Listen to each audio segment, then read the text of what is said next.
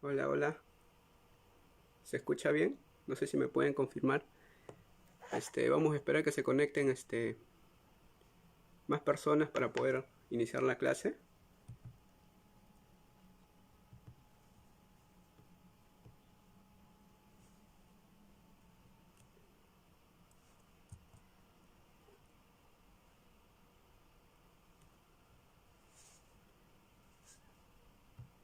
¿Se escucha, Susan?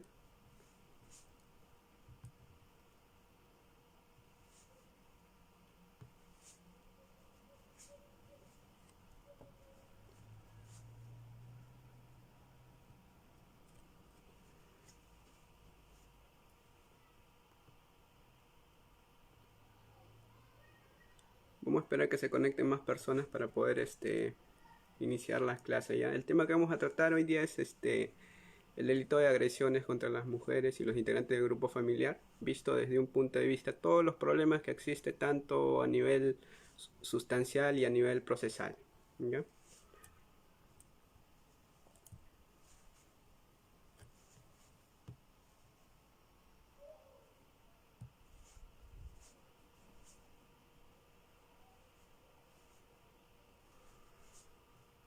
Para quienes estén ahí con su computadora ahí, pueden descargar ahí las diapositivas también que Susan acaba de colocarlas ahí en los comentarios para que puedan seguir la clase de manera más didáctica. En las diapositivas están ahí las explicaciones de todos los temas que vamos a tratar respecto a este delito. No sé si las pueden descargar. Ahí Susan acaba de subir ahí en los comentarios del- de la transmisión.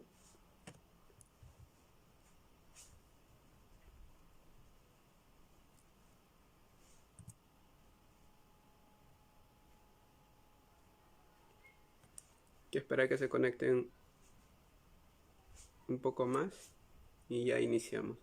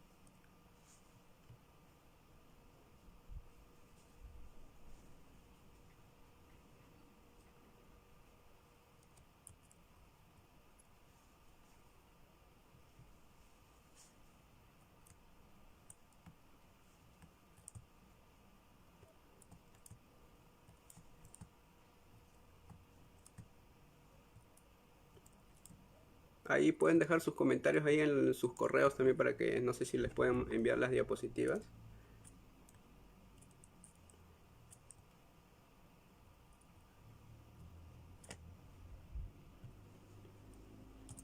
Ya, yo creo que debemos iniciar ya.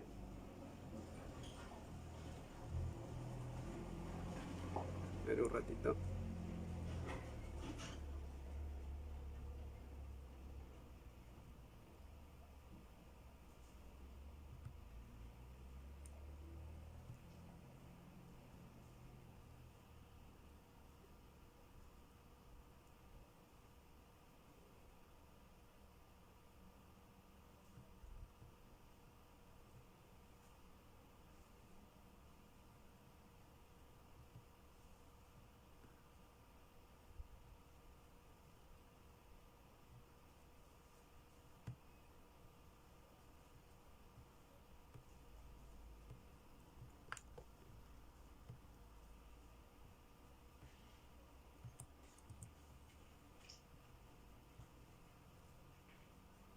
Bueno, yo creo que ya es momento de iniciar.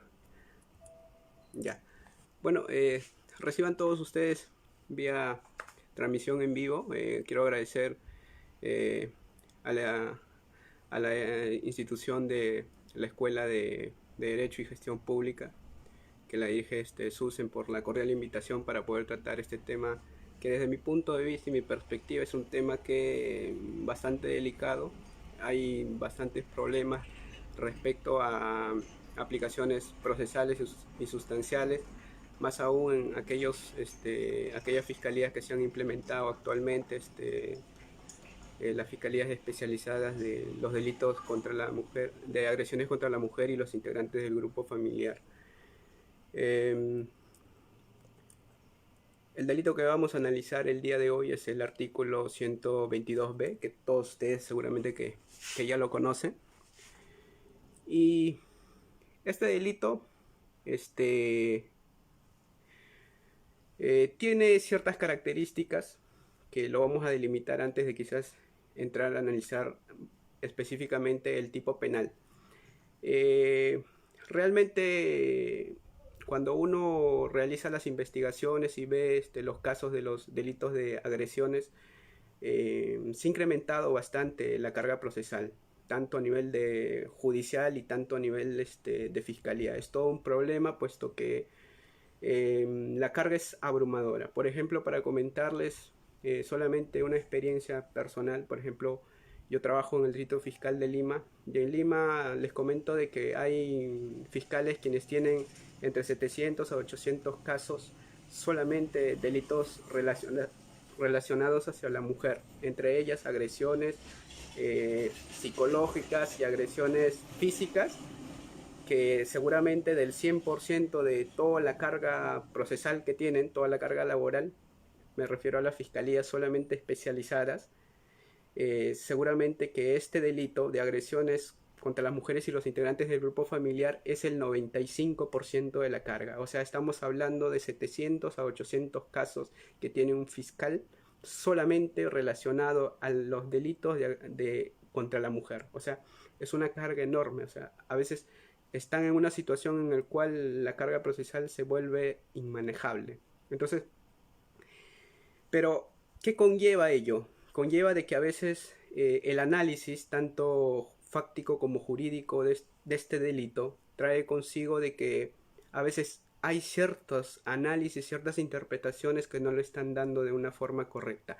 Eso es lo que vamos a analizar el día de hoy. Bueno, este delito básicamente tiene ciertas características. Es importante saber cuáles son las características y los elementos que componen este delito. Uno de ellas es que este delito, el artículo 122b, que su denominación es delito de agresiones contra las mujeres y los integrantes del grupo familiar, así se llama. Anteriormente este delito estaba bajo el nombre de lesiones leves por violencia familiar. No sé si pueden revisar el antecedente, y también sería bueno de que estén con su código penal, por esto que vamos a tocar algunos temas. Tenía esa denominación, pero actualmente recibe el nombre de agresiones contra las mujeres y los integrantes del grupo familiar. Es una denominación larga que se le da. Correcto. Entre las características o los elementos que tiene este delito, uno de ellos es que este es un delito especial. ¿Por qué es un delito especial? Porque este delito, para su configuración típica, nos da ciertas cualidades. O sea, no es que cuando alguien agrede a cualquier persona puede configurarse un delito de agresión, sino que esta figura delictiva requiere, dentro de su círculo de sujetos activos y sujetos pasivos, hay ciertos sujetos nada más quienes pueden cometer este delito y quienes pueden ser pasibles del delito. Por ejemplo, este delito solamente se puede cometer, por ejemplo, en la esfera familiar, cuando se tiene quizás una modalidad de una violencia familiar que se dé, por ejemplo, contra algún integrante o miembro del grupo familiar. Puesto que si, por ejemplo, mi papá agrede al vecino, que no tiene nada de vínculo con mi familia, entonces mi papá no podría cometer el delito de agresiones, puesto que ese vecino no es miembro o integrante de mi grupo familiar, sino que es especial, puesto que su círculo de sujetos tanto pasivos como activos, requiere una cualidad especial y solamente vienen a ser padres, hijos, el cónyuges, excónyuges, etcétera, etcétera. También este delito bien, tiene una estructura de los elementos normativos. Y este es un tema que a veces no lo toman mucho en cuenta los operadores jurídicos. Está compuesto por elementos normativos. Y cuando me refiero a elementos normativos, básicamente hay que distinguir dos cosas. Nos encontramos ante un supuesto de elementos descriptivos y elementos normativos. Hay que distinguir esas dos situaciones. Los elementos descriptivos vienen a ser aquellas situaciones en las cuales el legislador, en este caso, establece bajo ciertas palabras o ciertos preceptos aquellos palabras que pueden ser entendidos a la simple lectura del tipo penal. O sea, por ejemplo, nosotros encontramos la palabra mujer en el delito de agresiones, en el 122B, y mujer nosotros podemos entenderlo todos los quienes conocemos a la mujer, nosotros sabemos que es mujer, correcto. Mujer quizás en un sentido del sexo biológico, ¿no?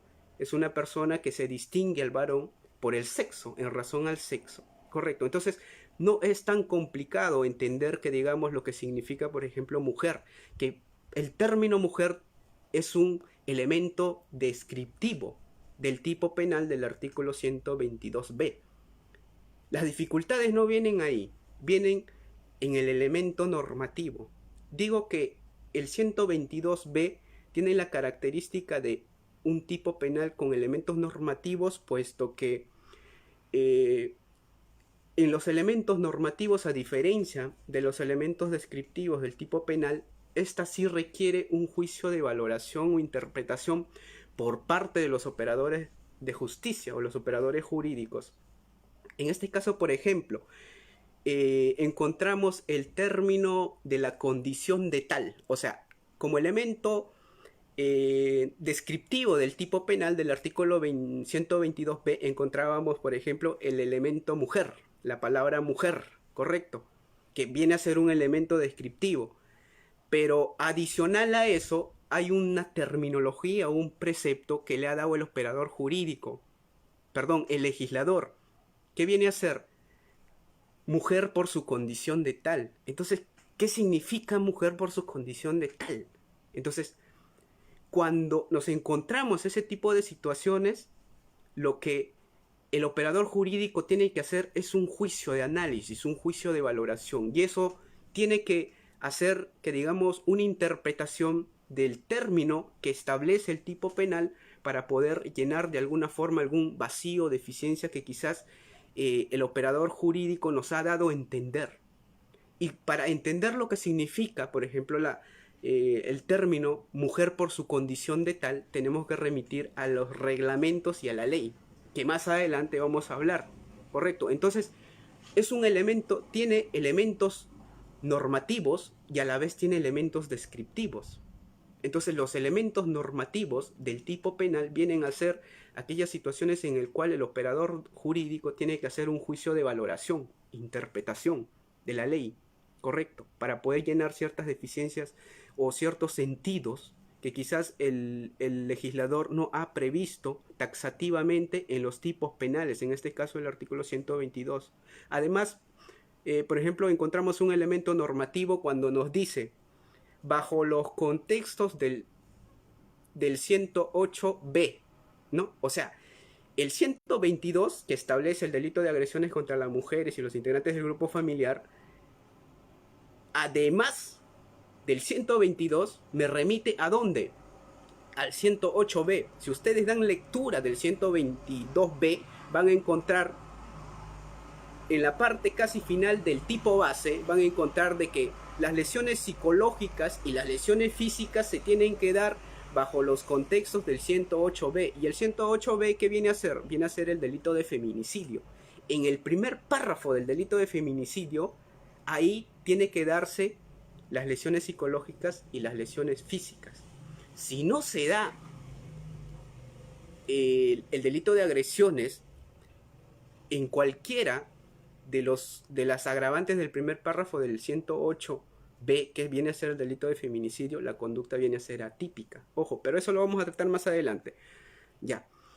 Aparte, es un delito autónomo, puesto que no depende del delito de lesiones graves, ni mucho menos del delito de lesiones leves que está establecido en el 122 y el 121, delitos de las lesiones graves y las lesiones leves, sino que es un delito que deriva, digamos, de las lesiones leves. Sin embargo, en cuanto a su criterio cuantitativo y cualificativo, tanto de las lesiones físicas como de las lesiones psicológicas, en días y en base a afectación psicológica y cognitiva o conductual, implica de que este delito no depende de los demás, sino es un delito autónomo, puesto que es, por ejemplo, para que se configuren las lesiones, dice no menor de 10 días, correcto, de 9 a un día, o sea, se podría configurar el delito de agresiones. En cambio, las lesiones leves tiene otra cuantificación que requiere otros días, igual los graves. También es un delito de resultado porque para poder castigar este tipo de delitos se requiere de que haya una lesión tanto física, lesión tanto psicológica. Y es una ley penal en blanco. Esto genera ciertos problemas. La ley penal en blanco, pues ustedes saben de que son ciertas regulaciones que ha establecido el legislador en los tipos penales, y a veces nosotros tenemos que remitirnos a otros cuerpos normativos, ya sea de menor rango o mayor rango, para poder llenar ciertos vacíos o ciertas deficiencias que el legislador quizás no ha previsto. El legislador, dentro de los tipos que nosotros conocemos en el conjunto de todo el Código Penal, el legislador no prevé a veces ese tipo de situaciones o no establece todo, puesto que por técnica legislativa a veces hay ciertos reglamentos y quizás ciertas leyes con el cual nosotros podemos llenar ciertos vacíos o ciertas deficiencias. Entonces, el artículo 122b es una ley penal también en blanco, puesto que para poder entender todo el artículo 122b, nosotros nos vamos a remitir, por ejemplo, a la ley 30.364 y a todos sus reglamentos. O sea, es todo un conjunto, es una interpretación sistemática que tiene que hacer el operador jurídico. Y además, si ustedes han leído la ley establece y su reglamento establece de que frente al Código Procesal Penal, o sea, al nuevo Código Procesal Penal, el reglamento, la ley relacionado a los delitos de agresiones contra las mujeres tiene preeminencia frente al Código Procesal Penal. O sea, es una ley especial. O sea, prevalece frente al Código Procesal Penal. Hay que prevalecer el reglamento o la ley de agresiones frente al Código Procesal Penal. Este delito, bueno, se configura básicamente cuando se causan lesiones físicas, lesiones psicológicas, tanto a una mujer, ¿no? A una mujer por su condición de tal, eso es lo que nos establece el tipo penal, y a los integrantes del grupo familiar. Y además la pena que se aplica pues en el tipo base es de 3 años, ¿no? 3 años como mínimo, y también tiene sus agravantes. Ya. En cuanto al tipo penal del delito, hay dos modalidades que debemos distinguir, básicamente, porque de estas modalidades de violencia que recoge el artículo 122b, nosotros vamos a entender qué es lo que nos ha querido decir el legislador. Hay dos modalidades. Una modalidad de violencia que está regulado, ojo, no en el artículo 122b, sino en la ley y el reglamento para este delito y quizás los demás delitos, feminicidio, delitos contra la libertad sexual, acoso, etcétera, porque todos están relacionados a la ley y al reglamento. Entonces, hay dos tipos de violencia que recoge este artículo 122b. Vienen a ser cuando se violenta a una mujer por su condición de tal, y el otro viene a ser cuando se violenta a los integrantes del grupo familiar.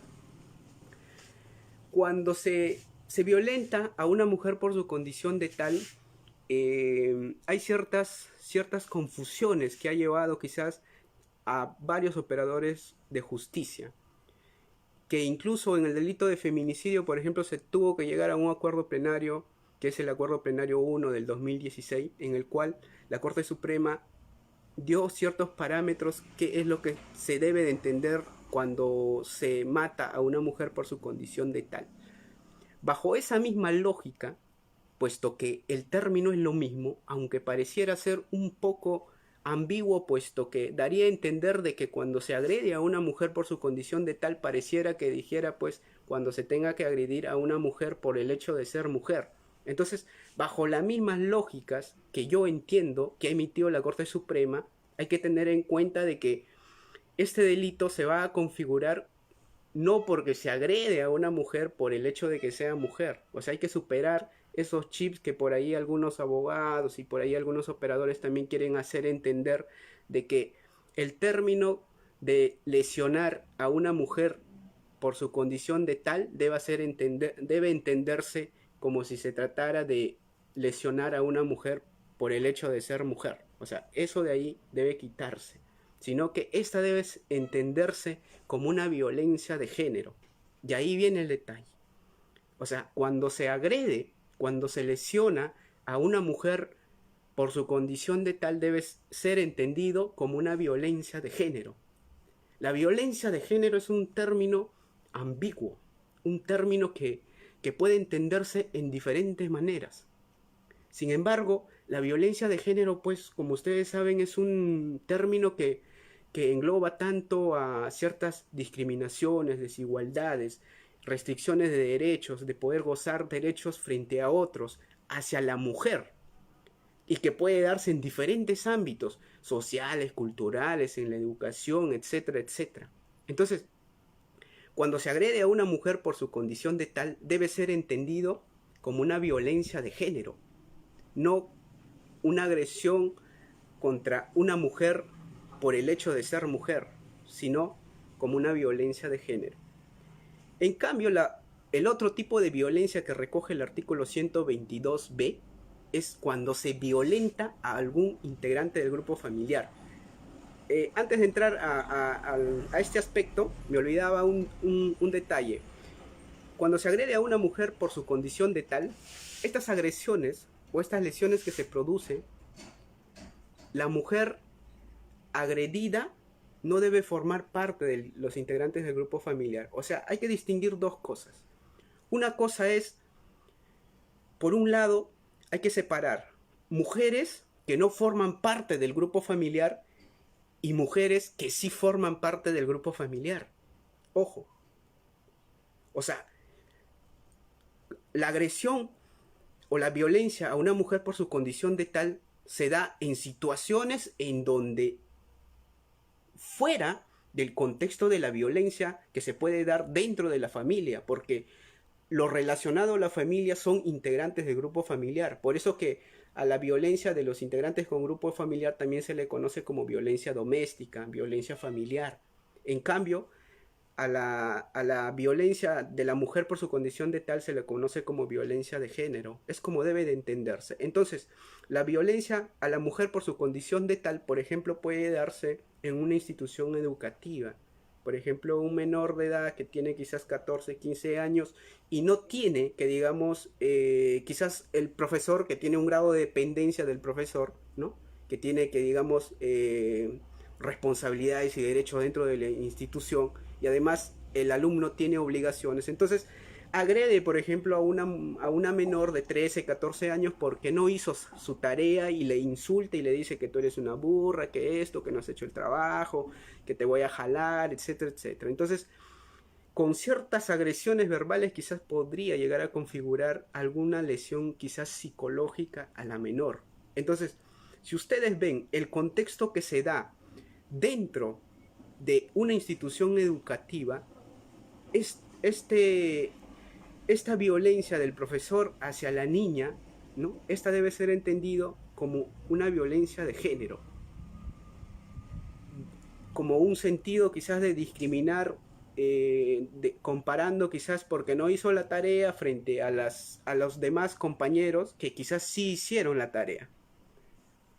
Entonces, la mujer, la que viene a ser la niña, porque se protege tanto a la niña, al adolescente, al joven, a la mujer, a la adulta mayor, vienen a ser, se protege a través de la ley. Entonces, ese contexto que se da dentro de la institución del profesor hacia el alumno no tiene nada que ver con una violencia que se da dentro de la esfera familiar, que viene a ser integrantes del grupo familiar. Entonces, el artículo 122b protege por un lado a aquellas mujeres que no forman parte o no son integrantes del grupo familiar, y por otro lado protege tanto a mujeres y varones que forman parte de la relación familiar, que son integrantes del grupo familiar. Hay que distinguir esos dos aspectos para tener bien en claro ante qué situación nos encontramos. Porque si no distinguimos esta situación, no vamos a poder entender correctamente lo que el legislador nos ha dado a entender. Entonces, cuando tenemos una agresión ya dentro de la esfera familiar, esta agresión debe ser entendido como una violencia doméstica que suscita, que se da dentro de la esfera familiar.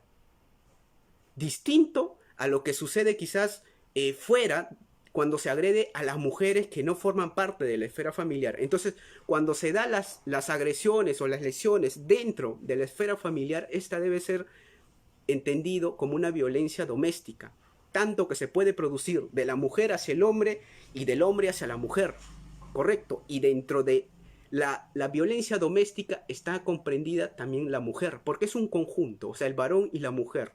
Agresores son varón y mujeres dentro de la violencia doméstica. En cambio, en la violencia a la mujer por su condición de tal o una violencia de género, en este caso, la víctima solamente puede ser la mujer, que eso lo vamos a ver más adelante cuando hablemos de sujetos activos y sujetos pasivos. O sea, son situaciones que tenemos que distinguir, puesto que si no distinguimos bajo qué contexto se da o qué violencia recoge el 122b, entonces no vamos a entender lo que realmente se quiere proteger a través del 122b. Y por ahí viene el razonamiento de que no, que esto es atípico, que esto no configura, que esto, que... Y a veces se vienen archivando bastantes casos bajo interpretaciones erróneas por parte de algunos fiscales, incluso algunos jueces. En realidad no hay mucha jurisprudencia respecto a este delito, que yo creo que con el paso del tiempo se va a ir mejorando.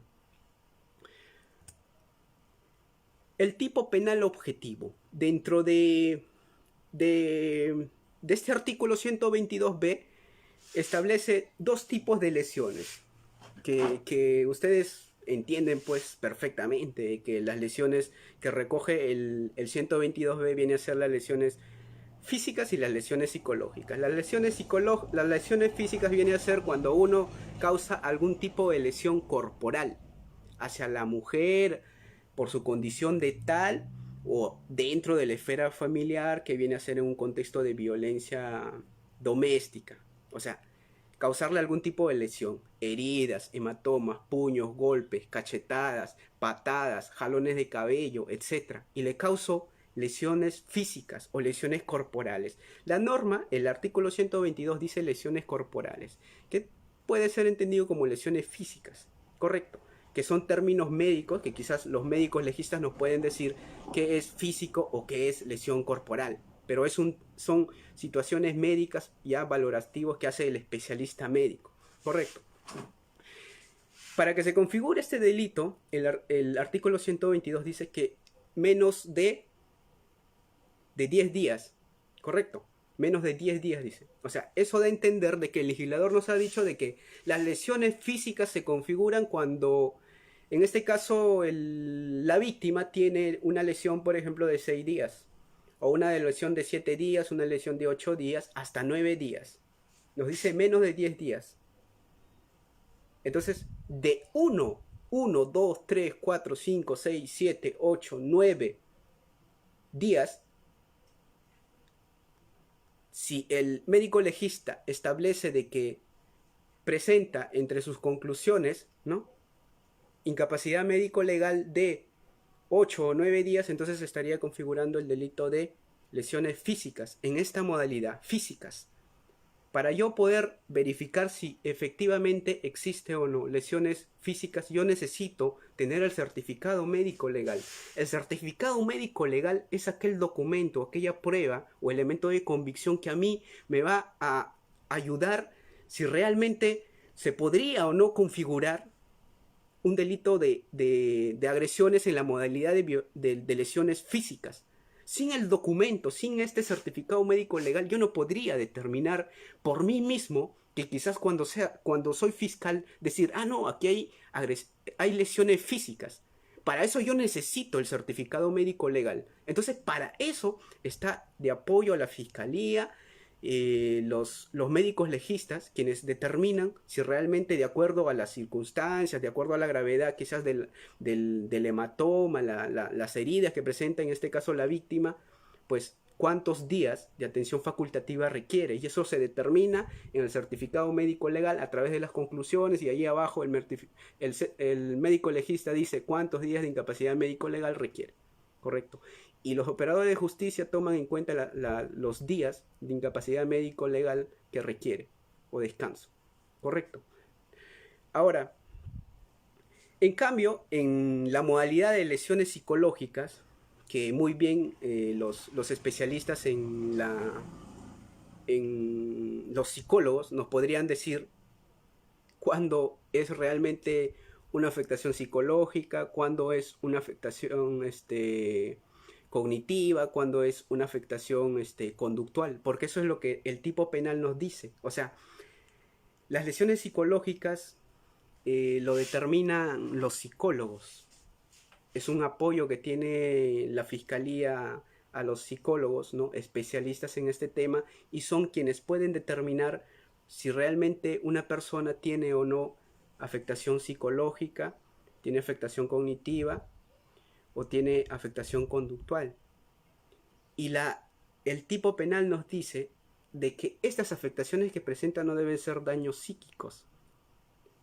Correcto, porque los daños psíquicos, que lo vamos a ver más adelante, son para otros delitos. No sé si tienen ahí la diapositiva, han descargado, pero en la diapositiva está un cuadro en el cual analizamos de manera específica cuándo es daño psíquico, para qué lesiones se requiere daño psíquico y qué nivel de daño psíquico se requiere. En cambio, el delito de agresiones nos establece de que no se requiere daño psíquico para que se configure. Correcto. Tenemos un problema. Hasta ahí tenemos dos modalidades a través del cual se debe dar el delito de agresiones. Hablamos de delito de agresiones y no repetimos lo mismo diciendo el delito de agresiones contra la mujer y los integrantes del grupo familiar, puesto que es un término largo, sino solamente utilizamos agresiones para poder resumir, porque muchos lo conocen también como el delito de agresiones. Normalmente lo conocen agresiones, ya sea en modalidad psicológica o física. Sin embargo, se presenta un problema.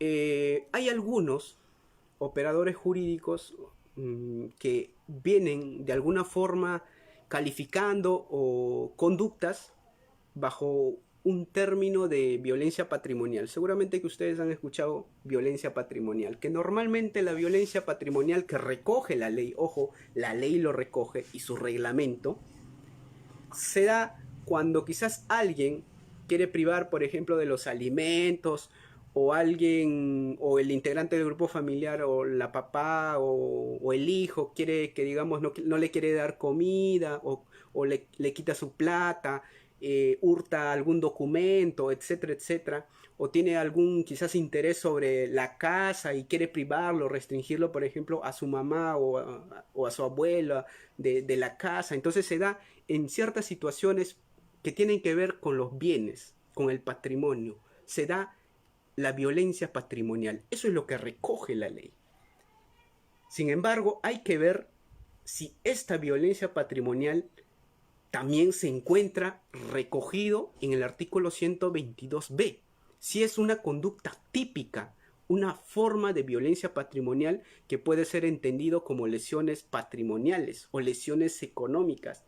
Estas lesiones económicas o lesiones patrimoniales, ustedes leen el artículo 122b, quienes tienen ahí su código penal, ustedes pueden encontrar algún término o algún precepto o un supuesto de hecho que ha establecido el legislador sobre violencia patrimonial. Les he dicho que hay dos tipos de violencia que podemos recoger en el 122b, que por ahí hay una tercera violencia que se llama la violencia colateral, que lo vamos a hablar más adelante. Sin embargo, las violencias que recoge son violencia hacia la mujer por su condición de tal y violencia a los integrantes del grupo familiar. Dos tipos de violencia que se puede dar en sus modalidades, tanto físicas como psicológicas. ¿Correcto? Entonces, por ahí algunos dan a entender de que también existe, que digamos, la violencia patrimonial o la violencia económica que se entiende. Sin embargo, puesto que hay bastantes denuncias que realmente se realizan sobre violencia patrimonial o violencia económica, y la mayoría de los casos terminan siendo archivados. ¿Por qué? Porque la ley recoge la violencia patrimonial, sin embargo, en el 122b no establece algún tipo de violencia patrimonial, ni mucho menos lesiones patrimoniales o económicas. ¿Correcto? Entonces, bajo el principio de legalidad, en stricto sensu, principio de legalidad, esta conducta resultaría ser atípica. ¿Correcto?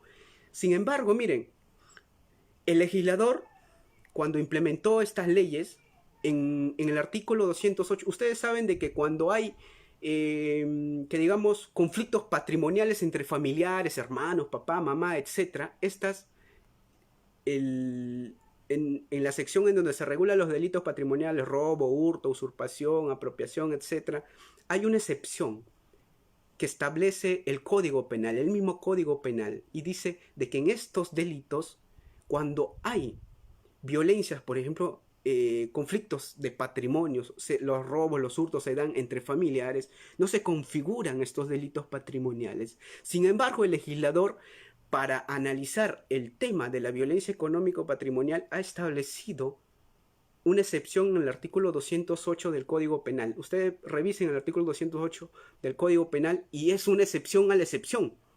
O sea, no se va a configurar los delitos contra el patrimonio, robo, hurto, entre los familiares, ¿no? Eso es lo que dice. Sin embargo, a esa excepción existe una excepción cuando se trate de agresiones, de delito de agresiones, y dice que en estos delitos sí se va a configurar. Y teniendo en cuenta la ley, lo que establece la ley es la violencia patrimonial o económica, que podría darse para el delito de agresiones. Correcto. O sea, es una excepción a la excepción.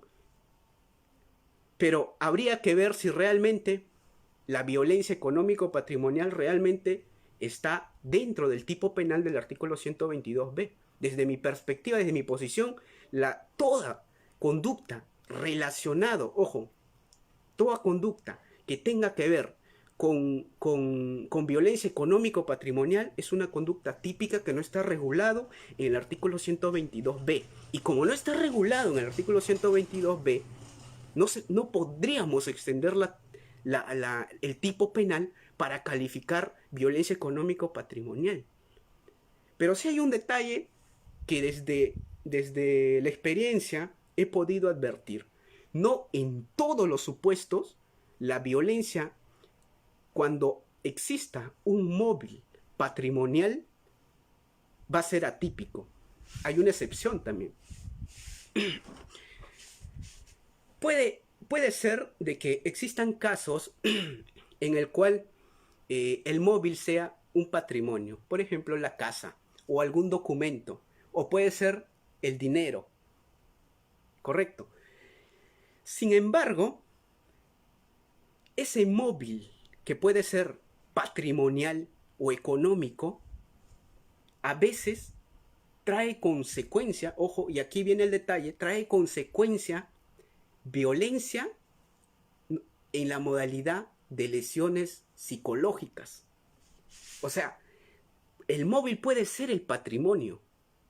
Sin embargo, a consecuencia de esas discusiones, de esas agresiones verbales de la hija hacia la mamá que ya tiene 80 años y que no quiere dejar el patrimonio porque ella es quien durante toda su vida se ha sacrificado para tener eso, sin embargo, los hijos le quieren quitar, o van a la casa y le cierran el caño porque ella vive en el segundo piso, o ejercen quizás ciertos actos de destrucción, obstrucción al patrimonio, que también es una modalidad de usurpación que sí, también está establecido como violencia económico-patrimonial, puede de alguna forma traer, ¿qué cosa? Lesiones psicológicas. Y las lesiones, ojo, el artículo 122 no es que se configura solamente de una forma dolosa, o sea, intencionalmente de causar una lesión tanto físico-psicológica, sino que más adelante vamos a ver la modalidad de la omisión por comisión. No solamente son acciones, sino también son omisiones. Entonces, hay que ver en qué tipo de situaciones sí se configura la violencia económica o patrimonial. ¿Correcto? Puede ser que el móvil sea un patrimonio, pero a consecuencia de ese móvil puede traer lesiones psicológicas. Y por ahí, de alguna forma, si analizamos los contextos del artículo 122b, incluso puede llegar a configurar en el tercer párrafo, que puede ser por hostigamiento hacia la mamá, porque de alguna forma no quiere dejar el bien. O sea, también no es solamente verificar de que sea un móvil contra el patrimonio, sino también hay que ver si ese móvil que trae como consecuencia lesiones psicológicas se da también entre los contextos del 108b, porque eso es la exigencia del tipo penal. Ahora, en cuanto a las modalidades físicas, para quienes tienen la diapositiva, el legislador ha regulado ciertas situaciones. Por ejemplo, cuando se trata en el artículo 121b, que está regulado el delito de lesiones graves, nos establece de que esta se va a configurar cuando se requiere de las lesiones físicas de 20 días a más. O sea, si tú tienes una modalidad cuando se agrede a una mujer por su condición de tal bajo los contextos del 108b, o cuando agredes a uno de los integrantes del grupo familiar, ¿no? Si el certificado médico legal arroja más de 20 días, este podría configurar un delito de lesiones graves. Y vas a tener el delito de lesiones leves, que nos establece que es más de 10 días hasta menos de 20 días. Es decir, los graves se configuran cuando tienes de 20 días, tienes que contar desde 20 días a más, 20, 21, 22 hacia arriba. En cambio, las lesiones leves se configuran desde los 10 días, dice más de 10 días, o sea, tienes que contar desde el día 11 hasta el día 19. Porque dice más de 10 días, que da a entender que son 11, desde el día 11, y menos de 20, o sea, hasta el día 19. De 11 a 19 se configura el delito de lesiones leves. En cambio, de 20 hacia arriba se configura las lesiones graves en cualquiera de las modalidades. Correcto. Pero aquí hay un problema. Para el 122b nos ha establecido lo siguiente: hasta de 1 hasta 9 días, porque el tipo penal del artículo 122 nos establece que las lesiones, tanto en la modalidad física, se va a configurar siempre en cuando sea menos de 10 días. Eso da a entender de que el legislador nos ha dicho de 1 hasta los 9 días, como les decía anteriormente. En cambio, y el supuesto del día 10, eso queda en el limbo.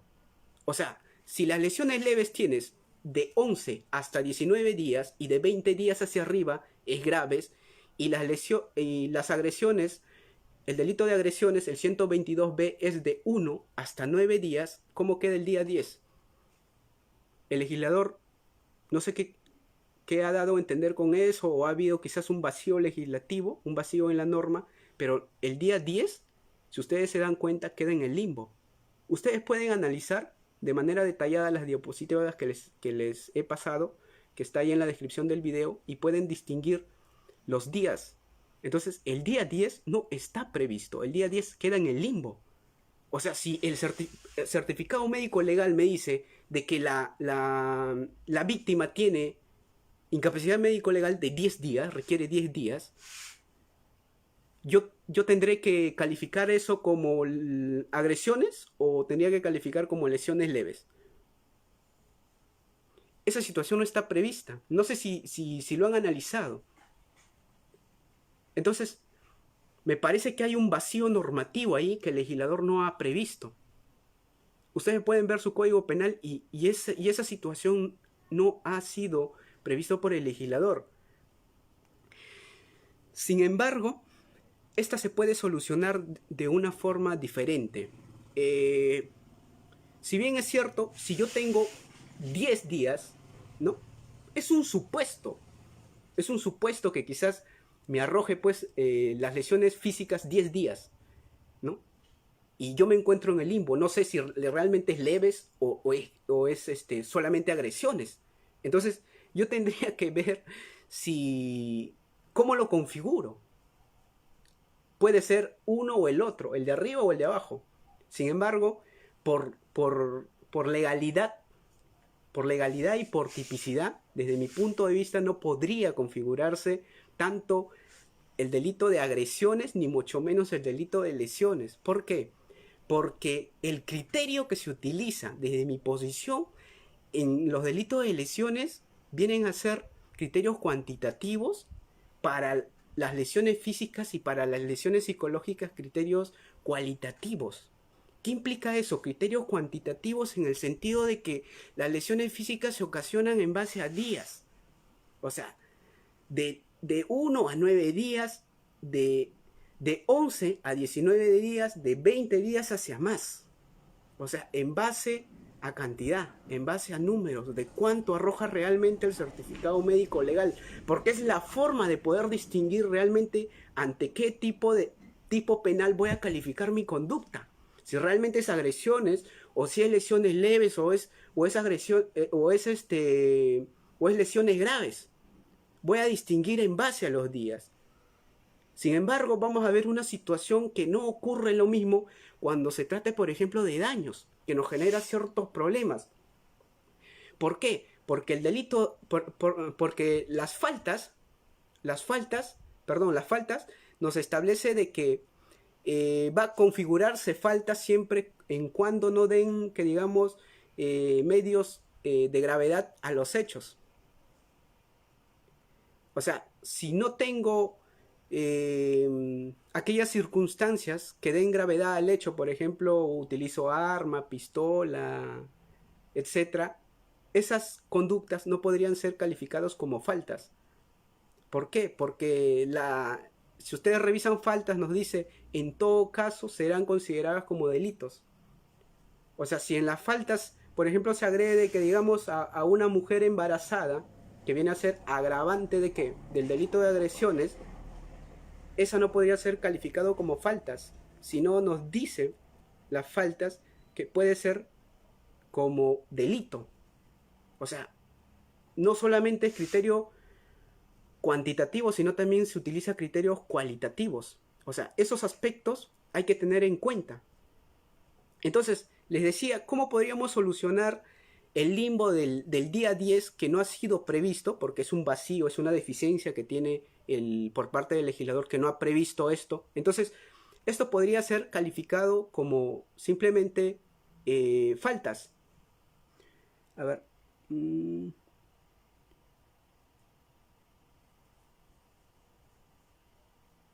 Como faltas en la modalidad física, porque faltas también nos establece tanto en la modalidad física como psicológica. Ustedes pueden revisar faltas cuando se ocasiona. También existe la modalidad física y psicológica. En cuanto a la modalidad física, las faltas podrían ser considerados quizás como delito siempre en cuando no den gravedad al hecho, porque eso es lo que dice faltas. Entonces, podríamos tener quizás un supuesto de faltas, sin embargo, nos va a remitir nuevamente a agresiones o quizás a lesiones leves, etc.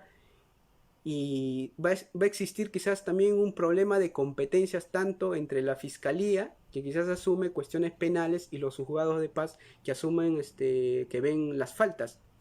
Entonces, el limbo del día 10, esta puede solucionarse, que digamos, por legalidad y por tipicidad, como faltas, puesto que existe un vacío, un vacío, una deficiencia que no ha sido prevista por el legislador. Entonces, esto, de alguna forma, quizás puede ser calificado como faltas. No puede ser calificado, desde mi posición, que digamos como delito de agresiones, ni mucho menos como lesiones leves, puesto que no estamos en base a esos criterios que les acabo de decir. En cuanto a la modalidad de lesiones psicológicas, que es otra de las modalidades por el cual se configura el delito de agresiones, el 122b, esta nos establece ciertas situaciones. Por ejemplo, el artículo 121b, que es para las lesiones graves, esta, para que se configure, se requiere daño grave o muy grave. Ese es para las lesiones graves, en la modalidad de lesiones psicológicas. O sea, la afectación psicológica, cognitiva o conductual, esta tiene que ser calificada como un daño grave o muy grave. En cambio, para las lesiones leves, en la modalidad psicológica, esta se requiere un nivel moderado de daño psíquico, que el daño psíquico viene a ser una afectación cognitiva, que ocasiona quizás algún tipo de trastorno ya en la víctima, desde el punto de vista de la psicología clínica. Eso es lo que nos da a entender la guía de actuación que tiene el Ministerio Público en base a los delitos de agresiones, tanto en su modalidad físico-psicológica. Ocasiona algún tipo de daño en la mente. Eso es cuando ya existe un daño. En cambio, cuando solamente existe afectación, tanto psicológica, cognitiva o conductual, esta no existe un daño, sino solamente es un impacto que tiene quizás la víctima por el hecho suscitado y se siente, que digamos, afectada emocionalmente. Existe una afectación, pero no es, que digamos, tan grave como quizás puede existir un daño en la mente de la víctima. Entonces, para que se configure las lesiones leves, en la modalidad de lesiones psicológicas, esta tiene que ser un nivel moderado de daño psíquico. En cambio, para el delito de agresiones del 122b, el legislador ha establecido de que no se requiere ningún tipo de nivel de daño psíquico, es decir, solamente se requiere que exista una afectación tanto psicológica, una afectación cognitiva o una afectación conductual. Si existe una de estas tres, cualquiera de las tres, aunque no se dan de forma copulativa entre los tres, normalmente, de acuerdo a todos los quizás 500 informes psicológicos que he podido ver, normalmente se da uno de ellos. En su gran mayoría puede ser tanto afectación psicológica, puede ser quizás afectación cognitiva o afectación conductual. Para que se configure el delito, no necesariamente de manera copulativa tienen que darse los tres, sino suficiente con que se dé uno de los tres, tanto cognitivas, psicológica o conductual. Suficiente que se dé uno de los tres para que se configure el delito de agresiones en la modalidad psicológica. Ahora, en cuanto a los sujetos activos y pasivos en el delito de agresiones, hay que distinguir. Anteriormente les había hablado de las modalidades de violencia que recoge el artículo 122b. La modalidad de la violencia cuando se agrede a una mujer por su condición de tal, y una modalidad que se agrede cuando son integrantes del grupo familiar. Correcto. Distinguiendo, haciendo esas dos distinciones, violencia a la mujer por su condición de tal, que debe ser entendido como una violencia de género y no como una violencia cuando se agrede a una mujer por su condición de ser mujer o por el hecho de ser mujer. En cambio, los integrantes del grupo familiar vienen a ser pues aquella violencia que se da dentro de la esfera familiar y aquellas personas que habitan también en la familia, siempre en cuando no exista algún tipo de relación laboral con esas personas o no medien algún tipo de contrato. Correcto. Entonces, teniendo en cuenta estos tipos de violencia, tanto de género y violencia doméstica, podemos distinguir entre los sujetos activos y sujetos pasivos. Entre los sujetos activos, cuando se agrede a una mujer por su condición de tal o como una violencia de género, el sujeto activo tiene que ser el hombre. O sea, el hombre solamente puede ser aquella persona que puede cometer el delito de agresiones en la modalidad física o en la modalidad psicológica cuando agrede a una mujer. Y este término de hombre debe ser entendido, ojo, solamente en el sentido del sexo biológico, teniendo en cuenta los parámetros que establece el acuerdo plenario, puesto que si existiese algún tipo de problema por este término que les acabo de decir, mujer por su condición de tal, en el delito de agresiones, puesto que no hay pronunciamiento todavía por parte de la Corte Suprema si realmente cómo debe ser entendido, puesto que va a tomar en cuenta los mismos lineamientos que establece el acuerdo plenario 1-2016 que habla sobre feminicidio, que ustedes lo pueden revisar también. Entonces, teniendo en cuenta los parámetros de la condición de tal de la mujer, esta debe ser entendido que el agresor solamente va a ser ¿quién? El varón, en el sentido del sexo biológico, ¿correcto? Aunque hay ciertas discrepancias y ciertas posiciones por ahí que dicen que no, también puede ser que digamos aquella persona que el agresor puede ser también aquella persona que por su identidad de género, por ejemplo, una mujer que quizás tenga características de género de un hombre, ¿no? Pero es una discrepancia que quizás tendría que ser regulado tanto a nivel jurisprudencial y criterio por parte de los jueces supremos si realmente esa condición podría ser admitida o no para poder tener en cuenta al sujeto activo, tanto al sujeto activo como al sujeto pasivo, puesto que esto nos puede generar, puesto que una mujer que tiene, que digamos, características de un hombre, que por su identidad de género, una mujer que puede ser un hombre, ¿no? También podría cometer, que digamos, lesiones y tanto víctimas, que digamos, matar a una mujer para que se configure, por ejemplo, el delito de feminicidio. O sea, habría que discutirlo. Sin embargo, pues al respecto todavía no hay ciertos pronunciamientos. Mientras no exista, que digamos, esos lineamientos por parte de los jueces de la Suprema, hasta el momento quizás podemos tomarlo en cuenta de acuerdo a los parámetros que cuando se agrede a una mujer por su condición de tal, el sujeto activo tiene que ser el hombre. Ojo, pero esto es cuando se da en un contexto de violencia a una mujer por su condición de tal o una violencia de género que no tiene nada que ver con los integrantes del grupo familiar, sino es una violencia afuera, que se da en otras situaciones, tanto públicas, privadas, colegios, tanto en el ámbito laboral, quizás. En cambio, el sujeto pasivo, en la modalidad de mujer por su condición de tal, en este tipo de violencia, va a ser solamente la mujer, también en el sentido del sexo biológico, o sea, la mujer, teniendo en cuenta también los lineamientos del Acuerdo Plenario 1-2016 que habla sobre feminicidio. Sujeto activo, el hombre, y sujeto pasivo, la mujer. Correcto, solamente la mujer. Aquella mujer que no forma parte o que no es integrante del grupo familiar. Correcto, puesto que para los integrantes del grupo familiar pueden serlo cualquiera. Entonces hay que tener en cuenta. Igualmente puede darse el mismo problema que al igual que el sujeto activo, que en el sujeto pasivo quizás pues exista, que digamos, un hombre que por su identidad de género se caracterice mujer. Correcto. Entonces puede generar el mismo problema de discusión si realmente las personas quienes se identifiquen por su género, ¿no?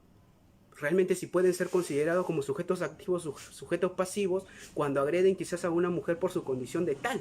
Y el mismo problema podría generar cuando quizás las agresiones se produzcan dentro de los integrantes del grupo familiar. Sin embargo, si son integrantes del grupo familiar, yo creo que no existen mayores problemas. Los problemas existen en la modalidad cuando se agrede a las mujeres por su condición de tal. Ahí es en donde quizás nos podría generar ciertos problemas. Sin embargo, son ciertas situaciones que quizás con el paso del tiempo, de la forma que quizás como se viene cometiendo este delito de agresiones, quizás se llega a regular a la Suprema. Y yo tengo entendido de que si no se supera esta relación que existe entre sujeto activo y sujeto pasivo en el sentido biológico, si se da este problema en el delito de agresiones, ténganlos por seguro que quizás la Corte Suprema tome en cuenta los mismos lineamientos del Acuerdo Plenario 1-2016 para regular los mismos contextos, puesto que vienen a ser los mismos supuestos.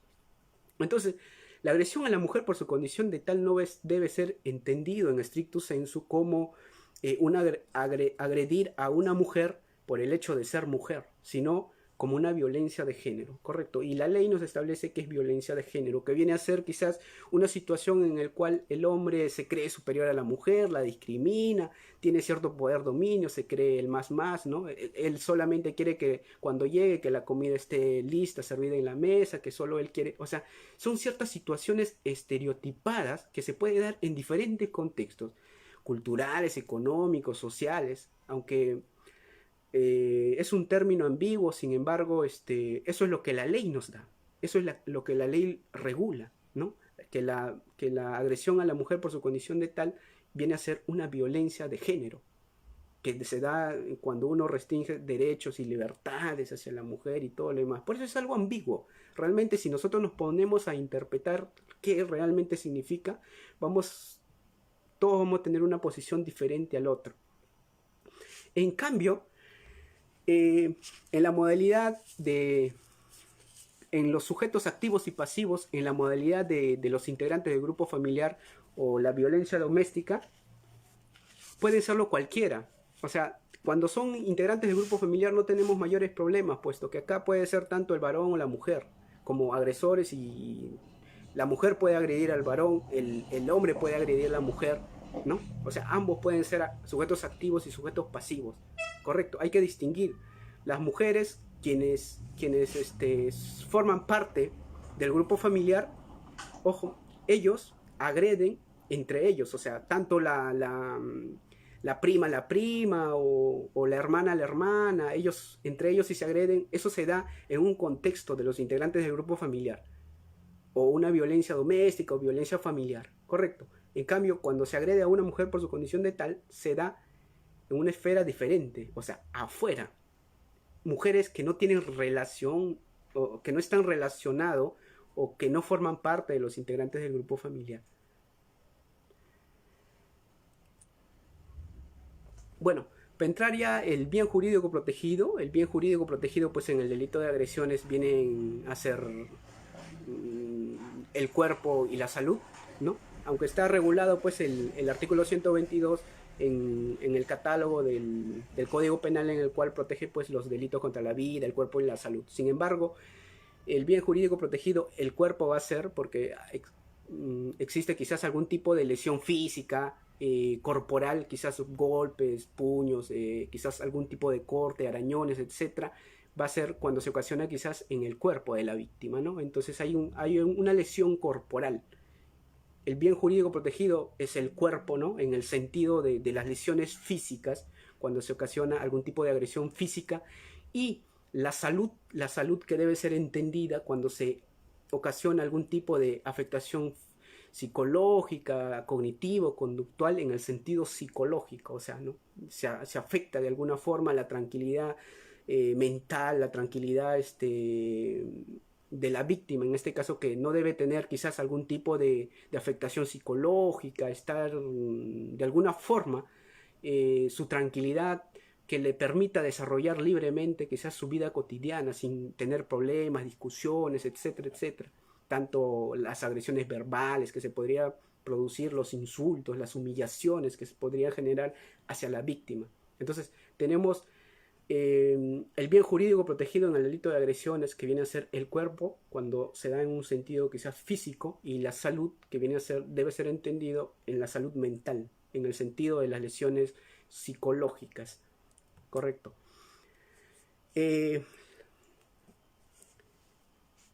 Para entrar ya en la tipicidad subjetiva, el delito de agresiones puede darse a través de dos situaciones, tanto de la modalidad dolosa y tanto por la modalidad de la comisión por omisión.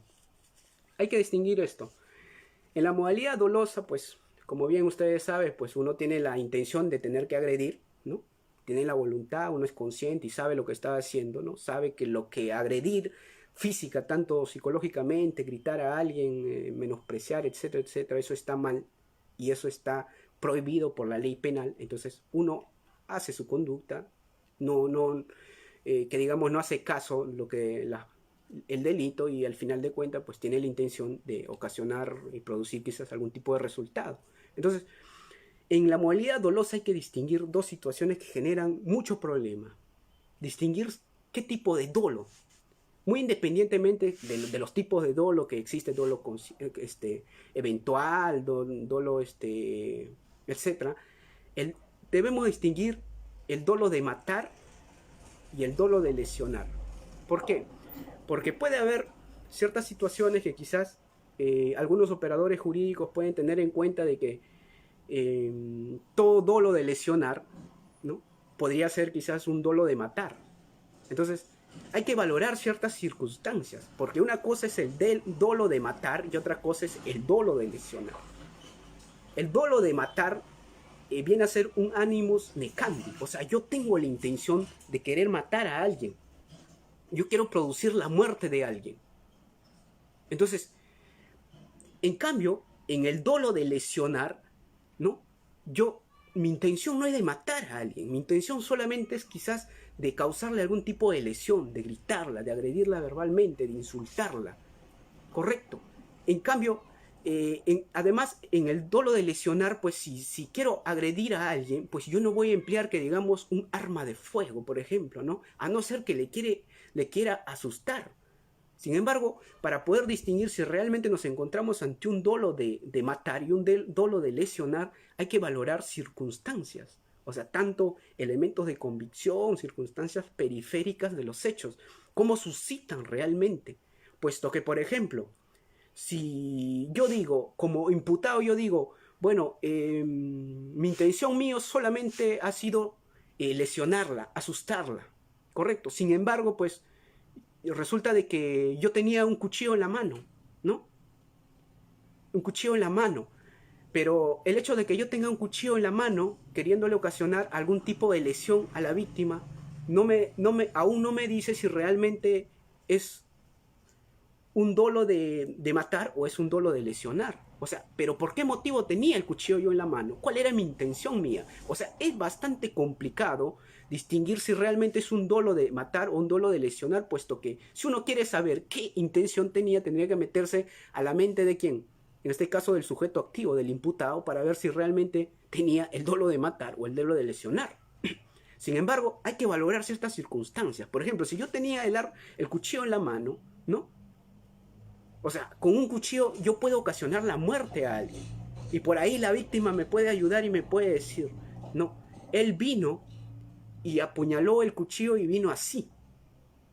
Y yo me defendí con la mano, pero no me llegó en la parte del corazón y quizás le causó las lesiones por acá, por la parte del hombro, lo esquivó y de alguna forma. Entonces, la intención que tiene ese sujeto, de acuerdo a la forma, de las circunstancias, cómo va, entonces ese agente quizás no sea la intención de causar algún tipo de lesión, porque con un cuchillo yo no voy a lesionar, un cuchillo es un arma contundente que te puede ocasionar la muerte. Entonces hay que valorar circunstancias. Entonces, si con un cuchillo yo puedo ocasionar realmente la muerte de alguien, entonces hay que distinguir si es un dolo de matar o un dolo de lesionar.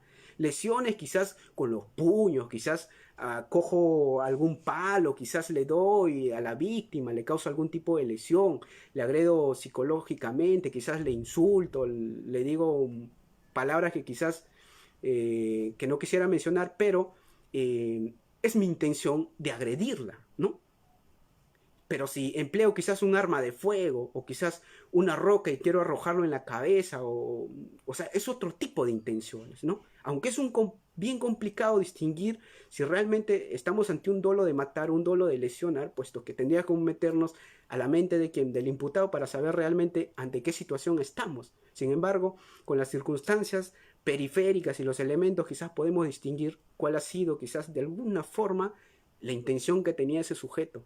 ¿Por qué? Porque eso nos va a ayudar a distinguir. O sea, no hay otra forma quizás que podamos diferenciar, porque porque quizás un dolo de lesionar en muchas ocasiones puede ser calificado como quizás un dolo de matar.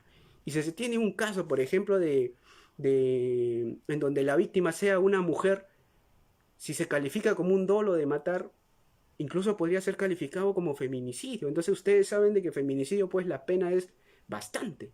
Entonces hay que distinguir ese tipo de situaciones. Otra modalidad que se puede dar tanto por acción, bueno, la modalidad dolosa es por la acción, ¿no? En cambio, la otra modalidad es por la omisión. Entonces, en la modalidad omisiva existe lo que se llama la comisión por omisión, que normalmente puede ocurrir, en el delito de agresiones sí ocurre. Por ejemplo, el papá que tiene, que digamos, ese deber o esa obligación, que no tiene que agredir físicamente al menor porque quizás no realizó la tarea. O sea, agarra quizás un palo y le propina un palazo y porque el menor no terminó de realizar su tarea. Entonces, hay prohibiciones de que agredir a alguien está prohibido. Entonces, el padre sabe de que causar algún tipo de lesiones a alguien, ¿no? No podría realizarlo. Entonces, lo que él está haciendo ciertas situaciones es de agredir a alguien. O quizás él discute con la mamá, ¿no? Con la mamá delante del menor. O le agrede a la mamá delante del menor. Entonces, el menor no tendría por qué, de alguna forma, presenciar ese acto violento que ellos podrían tener, aunque la víctima podría ser la mamá, de una forma directa, pero de manera indirecta, de manera colateral. Ahí viene la violencia colateral que se produce, que se da por la modalidad de la comisión por omisión. Si bien es cierto, la intención o la discusión que tiene el padre con la madre por un acto violento son entre ellos. Sin embargo, a consecuencia de ello, podrías resultar víctima ¿quién? También el menor, tanto psicológicamente se podría sentir afectado. Entonces, es una violencia colateral de dos personas mayores, papá y mamá, que ocasionan una violencia psicológica hacia el menor. ¿Correcto? Entonces, la modalidad de la comisión por omisión a veces se da mucho en este tipo de situaciones, puesto que el padre no tendría por qué agredir a la mamá y también el menor tiene que, digamos, ese deber de que le protejan de ciertos actos de violencia y el padre no podría ocasionar esta violencia quizás delante del menor. Sin embargo, este sujeto lo hace. Entonces lo que está actuando esta persona que comete esta conducta o que realiza esta conducta es de agredir, que digamos, a la mamá, y colateralmente el menor está siendo afectado. Entonces, de alguna forma, esta conducta podría ser calificado como una comisión por omisión. Hay una situación. Cuando se agrede a una mujer por su condición de tal, hay algunos que cuestionan este término y dicen, esta conducta podría ser calificado como un delito de tendencia interna trascendente. El delito la modalidad de delito de tendencia interna trascendente es una situación valorativa que también tiene que realizar el operador, tanto quizás el fiscal y mucho más aún cuando tiene que realizar el juez, puesto que la intención que se realiza de una conducta es eminentemente dolosa. Por ejemplo, cuando se agrede a una mujer por su condición de tal, es una situación en la cual objetivamente con pruebas es imposible, les juro, imposible de que la fiscalía les acredite, por ejemplo, si ustedes tienen esa perspectiva de que la agresión a la mujer por su condición de tal debe agredirse por el simple hecho de que ella sea mujer, esa situación la fiscalía nunca lo va a acreditar, porque hasta ahora yo no conozco casos que se haya quizás agredido a una mujer porque sea mujer, o sea, porque ella sea mujer, o sea, ¿no? O sea, es imposible de que la fiscalía te tenga que probar eso. Es casi imposible pedirle a la fiscalía que acredite de que ese sujeto ha agredido a alguien por el solo hecho de que ella ha sido mujer. Es imposible. Entonces, algunos entienden de que cuando se agrede a una mujer por su condición de tal debe ser entendido como una violencia de género, pero ojo, como un delito de tendencia interna trascendente, que la intención, en este caso del sujeto activo, es que, digamos, agredir a esa mujer tanto psicológicamente porque él tiene que, digamos, ciertos patrones que, digamos, machistas, y él cree de que en la casa solamente la mujer tiene que servirle el plato de comida al hombre, y tiene que estar su comida que, digamos, frío, sin embargo le sirve caliente, y sin embargo por esa situación comienzan las discusiones y le agrede.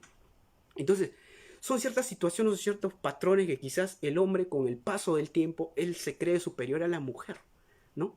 Es cierta situación que de alguna forma violenta o trastoca los derechos que debería tener tanto el hombre a la mujer en un sentido de igualdad. Es por eso que algunos entienden este delito como un delito de tendencia interna trascendente, ¿no? Que es una situación valorativa cuando se agrede a una mujer por su condición de tal, y ese debe ser tomado así. Ahora, podría haber la tentativa, ¿no? En el delito de agresiones. Es una situación que tendría que verse también, puesto que desde mi posición yo considero de que no hay una tentativa en el delito de agresiones, puesto que esto es un delito de resultado.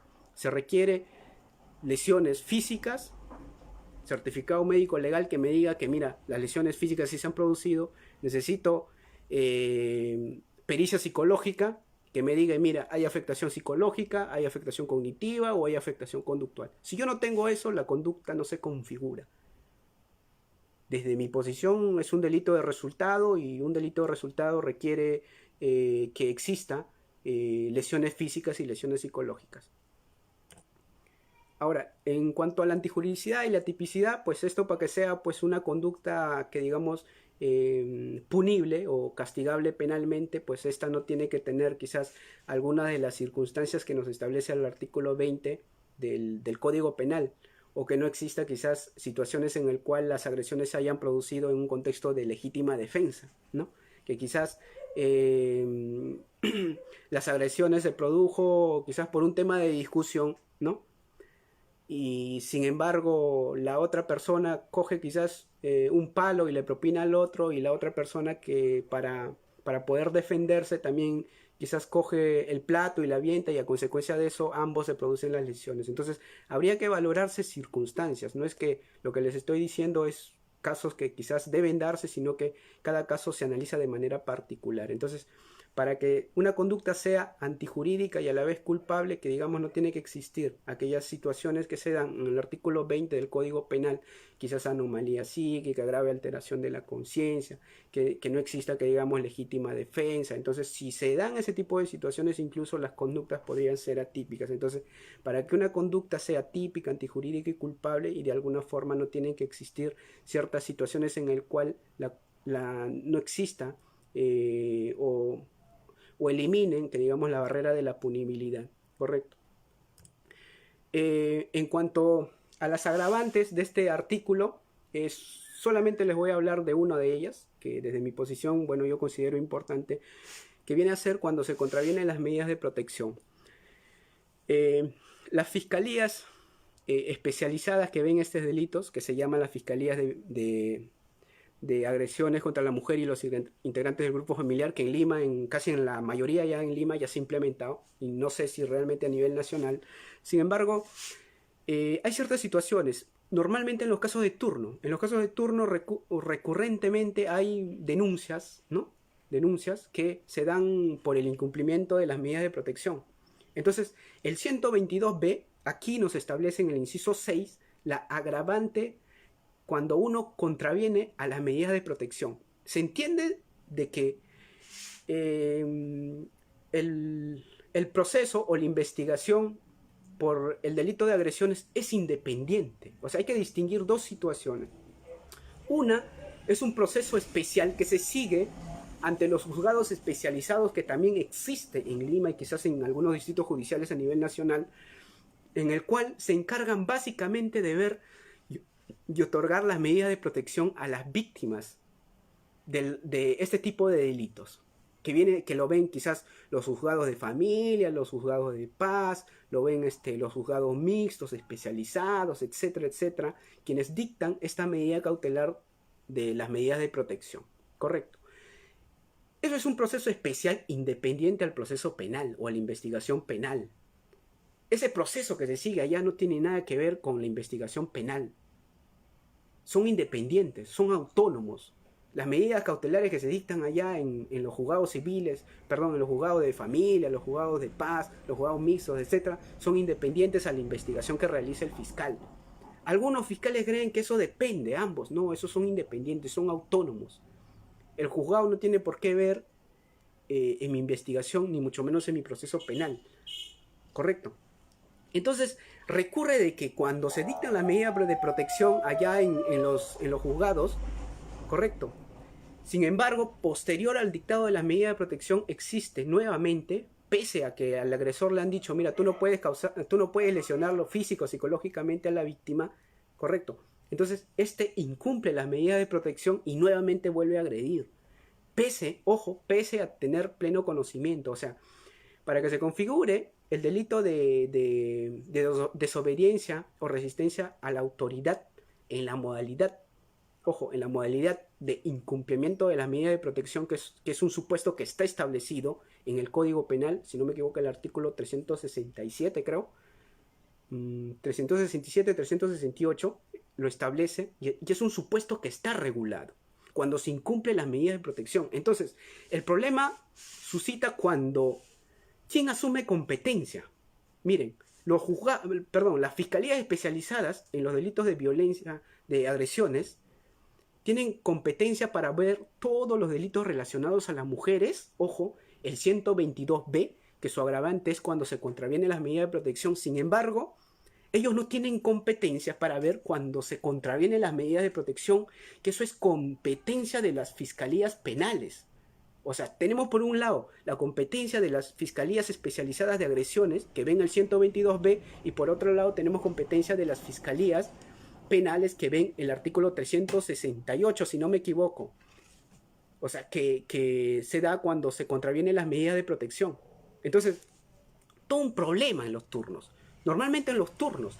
¿Por qué? Porque hay que ver quién asume competencia. Tenemos un caso que si realmente es una agresión nueva o esta viene a consecuencia del incumplimiento de las medidas de protección. Miren, hay situaciones en el cual se da que digamos el incumplimiento de las medidas de protección, pero resulta de que quienes se han encargado de la ejecución de las medidas de protección que vienen a hacer las policías, normalmente no le han notificado. Entonces, para que se configure la desobediencia o resistencia en la modalidad del incumplimiento de las medidas de protección, el agresor tiene que haber estado debidamente notificado y bajo los apercibimientos de ley. Si no está notificado esa medida de protección que fue dictada por el juzgado de familia o el especializado, etc., ese delito no se configura. O sea, el delito de desobediencia o incumplimiento de las medidas de protección no se configura si el agresor no está debidamente notificado, puesto que para que se configure esta conducta típica necesita ciertos presupuestos. Y si no está notificado, este delito simplemente no se configura y la conducta es atípica. Entonces, yo tengo de que no se le haya notificado ese sujeto, pero sí tengo una agresión que se ha producido después de que el juzgado ya dictó las medidas de protección. Entonces, el fiscal deberá verificar y ponerse de acuerdo realmente, porque esto genera ciertos problemas, de quién va a asumir competencia. En este caso, si no se tiene, puesto que si es turno a veces es un poco complicado recabar los cargos de las cédulas de notificación que ha dado el juzgado de familia o el especializado, ¿no? Sin embargo, habría que ver si realmente, si no se tiene el incumplimiento de las medidas de protección, ¿no?, como una modalidad de desobediencia, que es un delito aparte, ¿no?, la fiscalía quizás podría subsumirlo solamente como delitos de agresiones. Pero el problema no surge tanto aquí, sino el problema surge cuando quizás está debidamente notificado. O sea, hay una agresión después de que el juez dictó las medidas de protección, tanto físicas o psicológicas, nuevamente ha reincidido y le ha agredido, y además ese sujeto está debidamente notificado. O sea, ahí sí tenemos problemas. ¿Quién va a asumir competencias? ¿Penales o las especializadas? O sea, es todo un problema. Entonces, puede configurarse el delito de agresiones en la modalidad cuando se contravienen las medidas de protección de una autoridad competente, en este caso que viene a ser el juez. Y también tenemos pues el delito de desobediencia o resistencia a la autoridad cuando se contravienen las medidas de protección, puesto que la pena es mayor, es de 4 hasta 8 años, si no me equivoco, cuando se contravienen las medidas de protección. O sea, la pena es severa, es mayor. ¿Por qué? Porque hay un dictado ya de una autoridad competente del juez, sin embargo uno contraviene. ¿Correcto? Entonces aquí hay ciertos problemas. Algunos entienden de que cuando se incumplen las medidas de protección, esto es como un delito continuado. Esa figura de entender cuando se incumplen las medidas de protección como un delito de continuado por parte de algunos fiscales, ese criterio debe quitarse. Esto no es la continuación de una agresión anterior. Son hechos independientes. Si a mí me agredieron la semana pasada y hoy día a las 7 de la noche me agreden, estas conductas tienen que ser calificadas de manera independiente. No es que cuando se incumplen las medidas de protección, la conducta de las agresiones físicas o psicológicas tiene que ser entendido de manera continua frente a la agresión anterior. No, ese criterio debe ser quitado. Son agresiones independientes, posterior al incumplimiento de las medidas de protección. Entonces, ¿cómo solucionamos este problema? Si tengo, por un lado, agresiones en el cual se subsume también, se da el incumplimiento de las medidas de protección y a su vez, por otro lado, tengo un delito de desobediencia o resistencia a la autoridad en la modalidad de incumplimiento de las medidas de protección. En un lado tengo penas severas, que viene a ser de 4 a 8, y en el delito de agresiones simplemente tengo, de acuerdo a la agravante, que la pena es de 2 a 3 años. Correcto. Entonces, el operador de justicia tendría que ver de acuerdo al concurso de leyes penales, ¿no? Y dar alguna solución frente a esta situación. Y esto se podría dar bajo los supuestos del artículo 139 de la Constitución Política, en el cual establece de que frente a alguna duda de las normas penales, ¿no? En este caso de las leyes, el uno y el otro, el legislador deberá optar, que digamos, por la norma más favorable, en este caso, al imputado. Entonces, tomando en cuenta lo que dice la Constitución Política, y además existe un conflicto entre una y otra norma, en este caso entre el artículo 122b y el delito de desobediencia o resistencia en la modalidad de incumplimiento de las medidas de protección. Entonces el operador de justicia lo que tendrá que ver es esa ponderación. ¿Cuál de los dos aplico? Los dos concurren. Una quizás sea general y la otra quizás sea más específica. Entonces, frente a ese conflicto, teniendo en cuenta la Constitución Política, entonces lo que uno tendría que asumir es la posición de aplicar la norma que sea más favorable, en este caso al imputado. Entonces, tendríamos que preferir de alguna forma la aplicación del 122b bajo la circunstancia de cuando se contravienen las medidas de protección, para aclarar ese problema que genera solamente esta agravante. Las demás agravantes, bueno, no lo voy a entrar a analizar.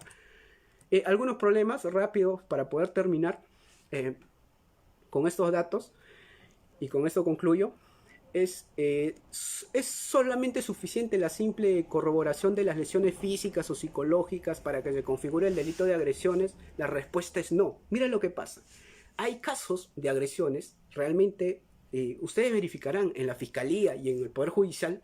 Miren, ahora cuanto menos los jueces están realizando un análisis sistemático del tipo penal. El artículo 122 están realizando un análisis sistemático. Antes, los fiscales, y en los turnos pasa, ojo, mucho cuidado con eso los señores abogados, en los turnos pasa, en los turnos fiscales, los fiscales le importa resultado, ¿no? Es un delito de resultado este delito. Entonces, lo que le importa a ellos, que haya, yo tengo mi certificado médico, tengo mi pericia psicológica, o tengo mi informe del SEM, que más adelante lo voy a analizar, que también es un problema, ¿no? Y bueno, mis circunstancias de los hechos, sí, tengo por ahí un testigo, ha hablado la víctima, el imputado niega, o en algunos casos el imputado reconoce de que sí la ha agredido. Miren, esta situación no se trata simplemente de corroborar o de ver si realmente se han ocasionado lesiones físicas o psicológicas. Hay que ver, o sea, el tipo penal nos dice que las agresiones físicas o psicológicas, tanto en la modalidad de violencia al agredir a una mujer por su condición de tal, o la violencia de agredir a algún integrante del grupo familiar, tiene que darse bajo los contextos que establece el artículo 108b, el primer párrafo, y el artículo 108b del primer párrafo es el delito de feminicidio. O sea, hay que ver, hay que analizar esta situación. O sea, no solamente es suficiente de que yo tenga mi certificado médico, mi pericia psicológica, etcétera, sino que hay que valorar las circunstancias. Si esos hechos de agresiones familiares, correcto, dentro de los integrantes del grupo familiar, se ha realizado realmente bajo algún supuesto que me establece el primer párrafo del artículo 108b, que viene a ser el delito de feminicidio, sea violencia familiar, coacción, que me establece acá varios supuestos. Violencia familiar, el inciso 1, el inciso 2 habla de coacción, hostigamiento o acoso sexual, el inciso 3 habla de abuso de poder, confianza o cualquier otra posición o relación que le confiera autoridad a la gente, y el inciso 4 me habla cualquier forma de discriminación hacia la mujer, independientemente de que exista o haya existido una relación conyugal o de convivencia. O sea, es decir, este delito no solamente se puede configurar en el seno de la esfera familiar, ojo, puede darse también afuera, cuando se agrede a una mujer por su condición de tal. Y no solamente se puede configurar este delito, que digamos, cuando de alguna forma se haya dado dentro del hogar, sino solamente también puede configurarse cuando se dé fuera del hogar. Por ejemplo, los ex convivientes. O sea, yo he tenido una relación con alguien, sin embargo yo ya no vivo. Él tiene sus parejas y yo tengo mi pareja y somos independientes, cada uno por su lado. O sea, en este tipo de situaciones también, porque abarca, de acuerdo a los sujetos protegidos, ustedes verán el artículo 3 del reglamento, establece quiénes son los sujetos protegidos y habla ahí todos los supuestos de los sujetos protegidos cuando se habla de una agresión a los integrantes del grupo familiar. Entonces hay que verificar. Por ejemplo, el supuesto de los enamorados. Los enamorados, por ejemplo, no pueden entrar como integrantes del grupo familiar. Bueno, desde mi posición, sin embargo, el ministerio de el MIM establece de que los enamorados también podrían encajar. No, los enamorados no pueden entrar. Los enamorados pueden ser calificados como una agresión a la mujer por su condición de tal, pues que los enamorados no tienen ningún tipo de vínculo con la familia, ni mucho menos algún tipo de relación contractual, que no se, ojo, los sujetos protegidos dentro de los integrantes del grupo familiar no deben tener relaciones contractuales o laborales. Eso es lo que nos dice la ley, el reglamento. Entonces, si tienen relaciones laborales o contractuales, estos sujetos no son integrantes del grupo familiar. O sea, cónyuges, excónyuges, convivientes, exconvivientes, el abuelo, los primos, las hermanas, etcétera, etcétera. Todos estos sujetos son integrantes del grupo familiar. ¿Correcto? Sin embargo, en el primer problema que les acababa de decir acerca del contexto del 108b, normalmente pues estas conductas suscitan en el primer inciso, y el primer inciso viene a ser el contexto de la violencia familiar, ¿no? Que es un supuesto del 108b que establece básicamente quizás más para los integrantes del grupo familiar. En cambio, para las violencias que se puede dar a una mujer por su condición de tal, quizás sea cuando sea, por ejemplo, coacción, hostigamiento, abuso de poder, etcétera, etcétera. El otro problema viene a ser la violencia colateral. La violencia colateral, por ejemplo, cuando se ocasiona a un menor de edad, ¿no? Cuando se discuten quizás los padres y a consecuencia de ello el menor sea afectado quizás de manera psicológica. Hay una modalidad de comisión por omisión que puede llegar a ocasionarse. Entonces ahí normalmente se da la violencia colateral, que también podría ser protegido por el artículo 122, pero bajo ciertas situaciones excepcionales. Hay que analizar caso por caso en qué situaciones podría darse la violencia colateral como una forma de comisión por omisión. Otro problema viene a ser la teoría de la colaboración nula, que bueno, es un planteamiento que yo lo veo y que quizás siempre lo digo y quizás que lo creo, porque en los casos de agresiones contra las mujeres, normalmente las víctimas denuncian y luego se retractan. O denuncian y ya no quieren venir, ya no quieren declarar. ¿Qué hacemos con esas situaciones? Entonces, hay casos, y en gran cantidad, permítame decirle, de 800 quizás 100, 150 casos en el cual se hacen las denuncias y no vienen, pese a estar debidamente notificada. Entonces, las víctimas, no solo las mujeres, sino también los varones, no quieren colaborar. O sea, ¿qué hacer con ese tipo de casos? ¿No? Hay una colaboración nula. Están notificados, le ha llegado la cédula de notificación debidamente, pero no quieren venir a declarar. Ya no quieren ratificarse en sus denuncias que han realizado, pese a estar debidamente citado, ¿no? Para poder llevarse a cabo la diligencia. Entonces, hay que plantear soluciones a este tipo de problemas, puesto que no podría tampoco denunciar por denunciar y hacer trabajar, que digamos, a todo el aparato judicial y fiscal para luego quizás de alguna forma no realizar, seguir con la investigación o el proceso, ¿no? Y normalmente pues se tiene que ver la manera de poder archivar este tipo de situaciones, puesto que una investigación no puede estar, que digamos, abierto 3, 4 años, 2 años, y solamente cuando se trata quizás de una agresión psicológica. Sin embargo, pues a veces hay problemas que cuando a veces uno archiva quizás un caso, ¿no? A veces te cae el control interno, y por ahí está el LOCMA, y ustedes saben de que estas agresiones pues son delicados, ¿no? Entonces hay muchos casos en donde existe una colaboración nula por parte de las víctimas.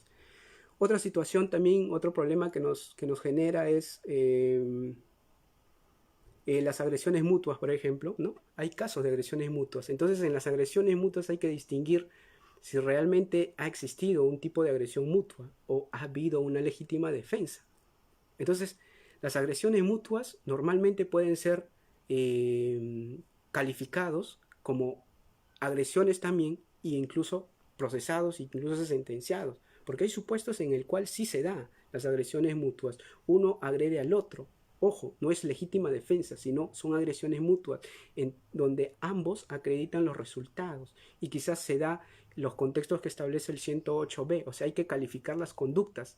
Las agresiones mutuas, normalmente en las agresiones mutuas el médico legista, por ejemplo, nos puede esclarecer en ciertas situaciones, que nos diga, por ejemplo, si la lesión que presenta en el brazo tal persona ha sido, que digamos, una lesión de defensa. Los médicos pueden establecer ciertos parámetros, o sea, nos pueden dar ciertas luces. Quizás ha sido una lesión para defenderse o es una lesión defensiva, ¿no? Entonces, quizás en ese tipo de agresiones mutuas nos puede de alguna forma ayudar en ciertas situaciones excepcionales. Sin embargo, a veces hay agresiones mutuas en el cual ambos se han lesionado. Entonces, si se da los contextos y se dan las agresiones tanto físicas o psicológicas, entonces a veces las agresiones mutuas también hay que tener que judicializarlas, ¿no? Aunque por ahí dicen, pero ¿cómo va a existir agresiones mutuas? Esa modalidad de lesiones no existe. O sea, sí se puede dar las agresiones mutuas. Hay algunos abogados que plantean y dicen, no, las agresiones mutuas no pueden existir, ¿no? Y sí, las agresiones mutuas sí pueden existir también entre ambos se pueden agredir. Otra situación, otro problema que viene a ser la ficha de valoración de riesgos. Miren, por ahí la vez pasada me comentaba un amigo que trabaja en Lima Centro, que hay unas fiscalías que se han implementado también, y me decía, mira, ha llegado control interno de la Suprema, la fiscal suprema de control interno, y ha comenzado a revisar todas las carpetas. ¿Y saben qué nos han dicho? Nos han dicho de que, ¿por qué hemos archivado aquellos casos en el cual la víctima presenta riesgo severo? Ustedes saben de que las fichas de valoración de riesgo no los utiliza la fiscalía, que digamos, para dictar medidas de protección, puesto que es un documento en el cual les sirve mayormente para los juzgados de familia, los juzgados especializados, quienes dictan las medidas cautelares, en este caso las medidas de protección. Entonces, para la fiscalía, desde el punto de vista penal, ojo, desde el punto de vista del delito, ese documento no sirve para calificar el delito. O sea, por el hecho de que una víctima tenga riesgo severo, moderado o leve, etc., esto no me determina si realmente existe o no un delito. Entonces, la ficha de valoración de riesgo de la víctima no es un documento que me determine si yo realmente debo de archivar un caso o debo de formalizar un caso, debo de acusar un caso o debo de sobreseer un caso. Es un documento que sirve para emitir las medidas cautelares de protección a nivel de juzgados, no para la fiscalía. No si la víctima presenta riesgo severo, eso no determina si realmente existe o no un delito. Correcto. Sin embargo, mi amigo me comentaba de que había venido y les había cuestionado que por qué habían archivado los casos en el cual la víctima presentaba riesgo severo. Correcto. Entonces hay una equivocación por parte de ciertos fiscales quizás, o ciertos jueces, de que quizás la ficha de valoración de riesgo, si la víctima presenta riesgo severo, pues eso determina de que exista delito. No, eso no es así. La ficha de valoración de riesgo quizás pueda ser un documento que puede ser utilizado por la fiscalía, quizás como un elemento de convicción, ¿no?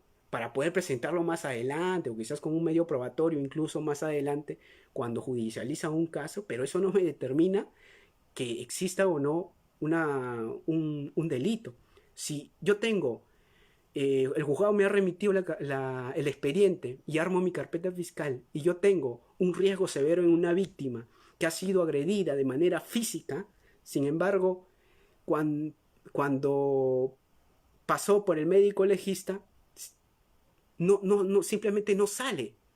O sea, no salen las lesiones físicas o ha sido agredida psicológicamente, pero no arroja de que ella presenta quizás algún tipo de afectación psicológica.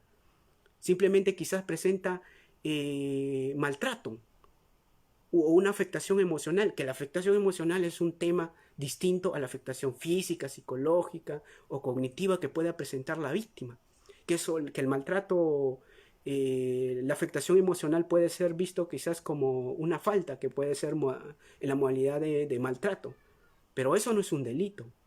Correcto. Entonces la ficha de valoración de riesgo no me determina a mí si realmente existe o no un delito. Son documentos independientes para valorar el riesgo que presenta la víctima y que puede ser utilizado a nivel de juzgados quienes se encargan de emitir las medidas de protección. Correcto. Otro problema, bueno, es las pericias psicológicas y los informes del SEM, que por ahí he visto algunos comentarios que decía para que toque ese tema. Bueno, de manera rápida, ustedes saben de que las pericias psicológicas los emite medicina legal, ¿no? Las psicólogas de medicina legal del Ministerio Público, y los informes psicológicos lo emiten los SEM. Las denominaciones cambian, ¿no? Uno es pericia psicológica, el otro es los informes psicológicos. Ambos documentos tienen ciertas similitudes, sin embargo, los informes del SEM suelen ser muy cuestionados a veces por la falta de objetividades que actúan quizás ciertos psicólogos. ¿Por qué? Porque algunos dicen de que, bueno, los SEM realmente pareciera que fueran pues un centro en donde fabrican los informes y toda víctima sale con afectación psicológica. Y es verdad, en algunas situaciones es verdad, porque he comparado en un solo caso, pericia psicológica y un informe del SEM. O sea, la víctima ha pasado su pericia psicológica y a la vez ha pasado por SEM. Eso sucede a veces en los casos de turno anteriormente con las denuncias antiguas. Entonces, ha pasado por ambos. Sin embargo, en la pericia psicológica me dice que la víctima no presenta afectación psicológica y en el informe del SEM me dice de que sí presenta afectación psicológica. ¿A quién hago caso? ¿Al de medicina legal o al del SEM? Entonces, a veces faltan ciertas objetividades. Entonces, aunque hay ciertas excepciones en el cual los SEM hacen bien su trabajo, ciertos psicólogos, hay que poner excepciones y lo realizan bien. Entonces, por ahí existe ese cuestionamiento. Y muy independientemente de que sea más adelante un medio de prueba o simplemente un elemento de convicción, pues ustedes saben de que la Corte Suprema ha dicho de que estas pericias o estos informes son subjetivas. Correcto. Puesto que a veces las víctimas suelen mentir, ¿no? Entonces, no es un documento, no es que digamos una prueba objetiva al 100% que quizás, o un 99% que quizás como el certificado médico, ¿no? Hay ciertos cuestionamientos por ahí, al momento de hacer una valoración de prueba que es diferente, ¿no? Si realmente es pericia psicológica o informes del SEM, al momento de tener que valorarlos, si realmente estos acreditan de que ha existido realmente una lesión psicológica, cognitiva o conductual, o simplemente son, que digamos, medios de prueba que merecen ser cuestionados porque son subjetivas. Entonces, a veces los informes o las pericias psicológicas no me podrían determinar al 100% que digamos si realmente existió o no. Sin embargo, quien deberá de esclarecer si realmente existe algún tipo de afectación o no será quizás el psicólogo cuando va a juicio oral. Sin embargo, debemos de actuar de manera objetiva cuando se tenga que emitir las conclusiones. A veces hay psicólogos que califican en los informes y en las pericias psicológicas hechos que digamos que pasó un año, hechos que pasó medio año, hechos que pasó hace un mes y un hecho que pasó hoy día y mañana pasa su entrevista psicológica y todos esos hechos reunidos lo utilizan para emitir a veces las conclusiones. Si ustedes ven los informes y ven las pericias psicológicas, van a ver en muchas situaciones en las cuales los psicólogos utilizan los hechos anteriores que digamos entre su narración de los hechos y en base a todas esas vivencias pasadas, ellos emiten sus conclusiones, cuando en realidad las conclusiones deben ser por hechos independientes, o sea, por los hechos que se cometen. Por ejemplo, si hoy me agreden psicológicamente y las conclusiones de los informes del SEM y de las pericias psicológicas deben ser por los hechos que me agreden hoy día, no por los hechos que me agreden anteriormente. Entonces ese tipo de situaciones tiene que mejorarse, pero a veces los abogados no lo cuestionan tampoco. Y incluso con los informes del SEM, condenan, condenan por lesiones psicológicas. Están condenando. O sea, hay muchos jueces que están condenando y están utilizando esa prueba. Igualmente, con las pericias psicológicas también están condenando. E incluso se han condenado, y he revisado, y se han condenado en situaciones en el cual hay hechos que no se ha dado bajo ninguno de los contextos del artículo 108b que habla de feminicidio, el primer párrafo, no se da. Sin embargo, se han condenado. Incluso normalmente sucede en los casos de turno. En los casos de turno en el cual normalmente pues el imputado, como ha agredido, pues él quiere salir y se somete a terminación anticipada. Sin embargo, la conducta que ese sujeto acepta, ¿no?, de que sí la ha agredido tanto física o psicológicamente, termina siendo sentenciado sin entrar, a veces por parte de los fiscales y los jueces, a analizar el elemento normativo del 108b, ¿no?, bajo uno de los contextos que se haya dado esos hechos o esas circunstancias por el delito que se le está procesando, ¿correcto? Y a veces termina siendo condenado, a veces por conductas atípicas. Entonces esos detalles hay que tener en cuenta, o sea, hay que mejorar.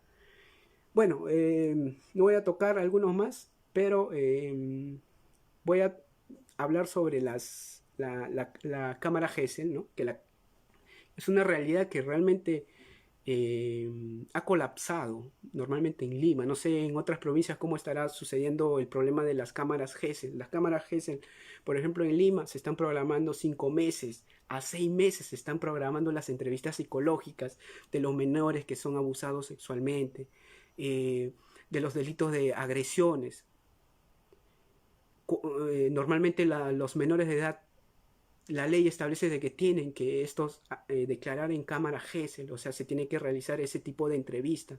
Entonces, si los hechos suscitan, por ejemplo, hoy día a las 8 de la noche, a mí me agreden, por ejemplo, psicológicamente, y yo no he denunciado estos hechos y recién voy a denunciar quizás pasado una semana o 2 semanas, y si quieren realizarme una entrevista psicológica, si soy un menor de edad, me van a programar de acá 5 meses, 6 meses. Esto es un problema, porque cuanto más pase el tiempo, va a desaparecer las agresiones psicológicas. O sea, de acá 5 o 6 meses, si la perito, en este caso la psicóloga, me evalúa a mí, yo ya no voy a presentar afectación psicológica, ni cognitiva, ni conductual.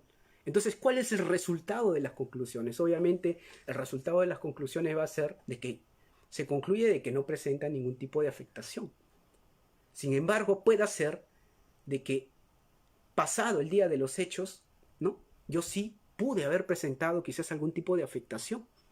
Entonces, esta situación genera de que a veces estas diligencias tengan que practicarse a 5 o 6 meses que se están programando las cámaras GESEL para poder llevarse a cabo las declaraciones de los menores de edad, incluso cuando son víctimas de agresiones y cuando son testigos, incluso como testigos, estos sujetos tienen que declarar en cámara GESEL. A los menores de edad no se le puede exponer que digamos a una declaración informal, aunque hay algunos distritos fiscales que aplican el criterio de declaraciones informales que hacen declarar en despachos con fiscal penal, fiscal de familia, con la mamá, etcétera, y lo hacen declarar. Que algunos podrían cuestionarlo, sin embargo,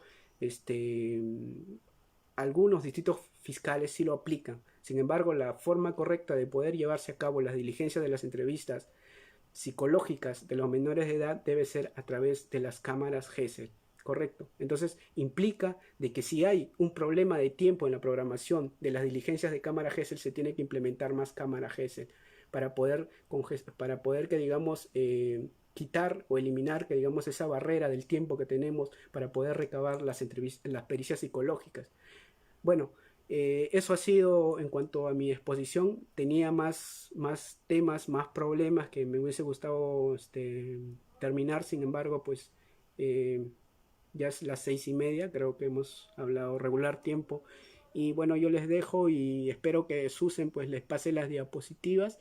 Y si hay alguna otra oportunidad, pues espero podernos verlos. Y saludos a todos ustedes y quédense en casa y puedan cumpliremos todos con esta cuarentena. Muchas gracias a todos y hasta luego.